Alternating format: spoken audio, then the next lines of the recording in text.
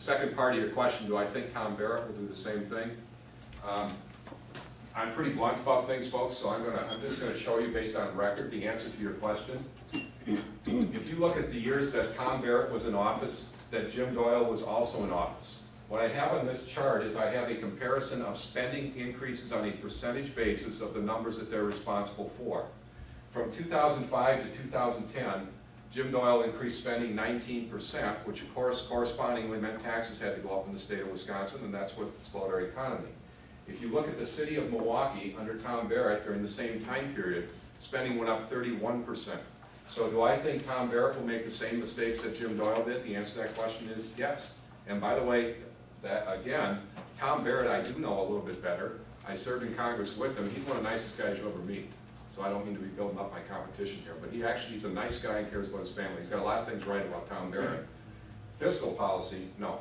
I would radically disagree with him. The middle one, by the way, is Scott Walker. This line on this chart is inflation. So I mean, if you want to get a handle on what inflation was over this period of time, that would be this line. And what's way over here on this side, and this is not apples to apples, I'm trying to be very fair about this. These are all from the years 2005 to 2010. They're like periods of time, like everything. This column where I've shown my work, of course, was back when I was in Congress, so it's not the same year, so it's not apples to apples. But in all fairness, if you look at the inflation rate and see what we proposed during those years, you would find that if you looked at the congressional budget bill that we actually wrote in our office, we in fact presented bills that would have reduced the spending rate at 1% on the rate of inflation, or in fact shrunk the size of government in real dollar terms by 1% annually. So there's an answer to your question that's pretty specific and direct, based on statistical analysis of what's happened and what their records are. Thank you. Go ahead.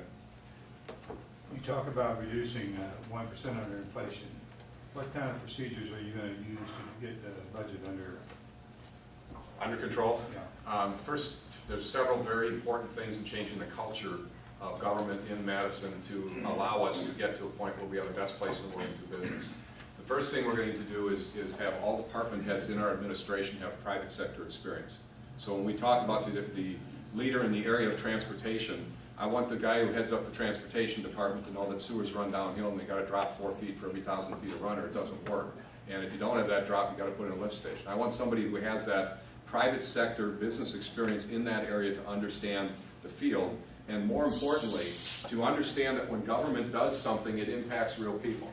In other words, when government passes a new rule or regulation, it's not just like somebody here in Madison made a decision. Out in the real world, as business owners, have to comply with that, and it costs us money. And the more money it costs us to comply with these regulations, the more you're seeing businesses leave Wisconsin.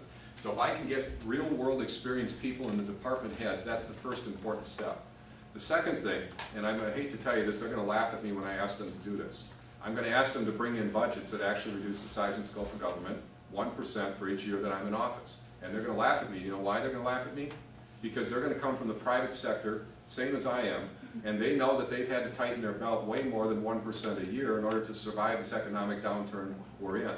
So when they look at 1%, they're going to be going, thank you, Mark, instead of the reaction that I get from the media and most people that are in politics says we can't do that. So across the board, department by department, bring me a budget that says this, and if you can't, we'll get somebody else who can. Pretty straightforward. Go ahead. Whoops, did you? I'm not cutting. Let's go ahead, take one up. To reduce spending, you know, we're overspending, the state is. What state agencies would you be looking or focusing on in positions, levels? And again, this, in the business world where I come from, what we do in business, what my job really is, it sounds really dumb, but what I actually do for a living is I work with our different businesses to make sure they take more money in the door than what they spend. And again, if you're in the home building business, trust me, that's not as a gimme question as what it might sound at this point in time.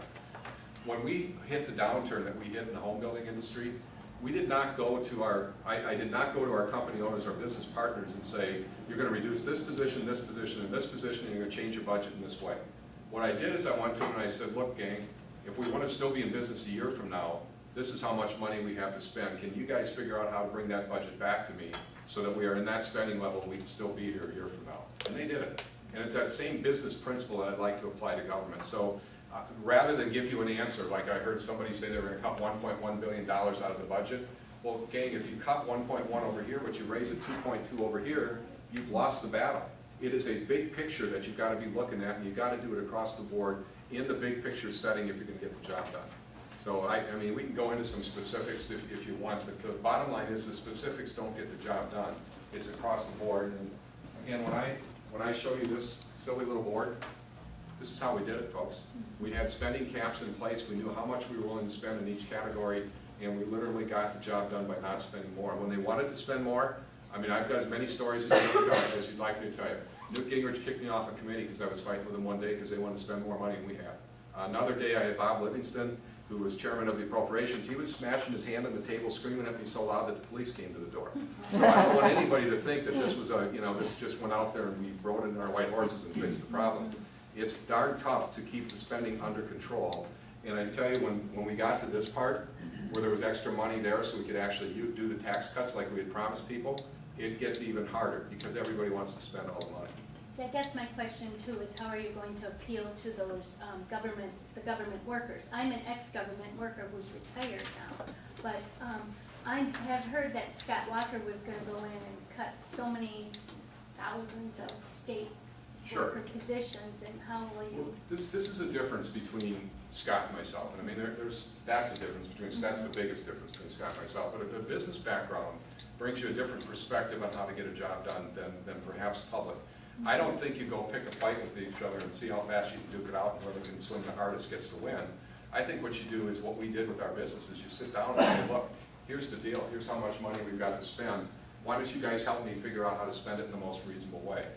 Don't misunderstand. We will work with the unions to the best of our ability to bring them something that's acceptable to both sides. We will not spend more money than we have to allow me to implement this plan that I have up here. So, I mean, it's a different approach in how you go about it. Same outcome, I believe, but a different way of going about it. Mark, I think that one of the things that I know that one of the things that is very important to my group, and I believe to Ross, is the Constitution. And we are looking for candidates who look at things through constitutional lens. Hallelujah. You're asking something hard. I have my glasses in my book, so you make it too hard. But one of the things I would like to hear from you, sort of springboarding off of Ruth Ann's question, is there are departments at every level of government that we feel, frankly, are unconstitutional and that should go on that basis alone, which would serve two purposes. One, it would get rid of bodies that don't belong there, and two, it would save money because we wouldn't be spending money on stuff that isn't constitutional. So I guess what I would like to ask you at this point is, are there departments or agencies here in the state of Wisconsin that you see as unconstitutional and that you would therefore move to eliminate or work to eliminate? Let me say I would be very receptive to ideas, rather than give you an answer that specifically says we're going to knock this one out. We've got to make sure we have a plan in place to deal with whatever that means. There are repercussions of knocking out a particular thing out. For example, Planned Parenthood. Okay, if I were to say to you, look, I'm pro-life, folks, and I am. I'm conservative in many respects, and by the way, I respect anybody who might have the other position. But the bottom line is, if I said I'm going to knock out that particular agency, there are ramifications for that need to be considered before you just go do it. So I'm very much in favor of a smaller government. I want to control. I want to see power, rights, and privileges returned not just from the federal government to the state, but more importantly from the state to the people. So when you look at the federal Constitution and you look at the states' rights under the federal Constitution, don't forget that when you read that thing carefully, it doesn't just say it takes the power from the federal government and gives it to the states. It says the states and the people. And you're going to find me to be a governor that very much pushes it out to the people as opposed to wanting it at the state. And you'll find me fighting against the federal government in multiple ways. Well, as a follow-up to that then, are there, I'm just going to press you a little bit, are there at least departments or agencies that you've thought, even vaguely, that you might want to look at in that way or develop a plan for? I'm being honest with you. I have not picked out an agency that I want to wipe out. When I ran for Congress, we had 4 or 5 of them. When I got into Congress, I learned that there was a lot more to it than just, the political part of it was great because I could campaign on that. But when I got there, the reality of it became very difficult. So what we found the reality was those caps in spending, that was the key to getting things done. And when you start trading off, when you want, give me an agency that you might pick and let me explain how it might work. Department of Education.